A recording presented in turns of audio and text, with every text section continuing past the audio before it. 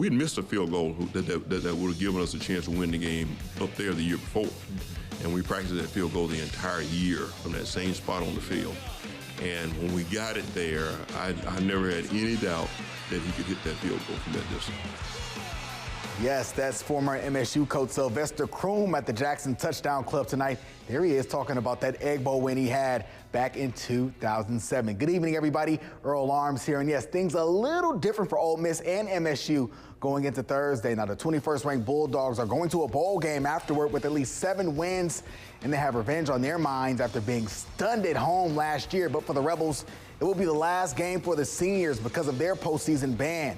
Head coach Matt Luke talking about what this moment means for him and Ole Miss.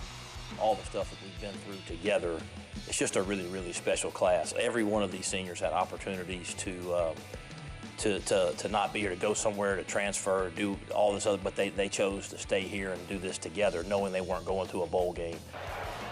Kickoff is at 6:30 Thanksgiving night. Now, Alcorn has a couple of weeks of rest until they host the SWAC Championship. In the meantime, they got a couple of people up for some awards, starting with the head coach, Fred McNair. He was named a finalist for the Eddie Robinson Award. That's for the top coach in the FCS. In his 3rd year, he's led the Braves to their 5th straight SWAC East title. His team also ranked first in the SWAC in both offense and defense. And speaking of that offense, junior quarterback Noah Johnson was named a Walter Payton Award finalist. That's given to the best offensive player in the FCS. Johnson has over 2,700 yards of total offense and 23 touchdowns so far on the year. Johnson and the Braves await the winner of Saturday's Bayou Classic between Grambling and Southern.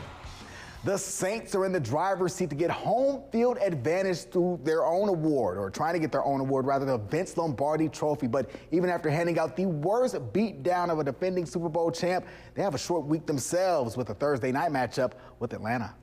So if each one of us just takes that approach of continuing to improve, coming to work with a great sense of urgency to improve, then you have days like this, and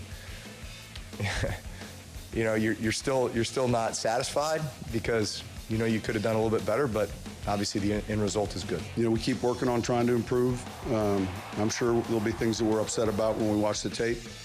We don't have a lot of time to dwell on them, and yet we got to make the corrections and then get ready to play Atlanta in a short time frame.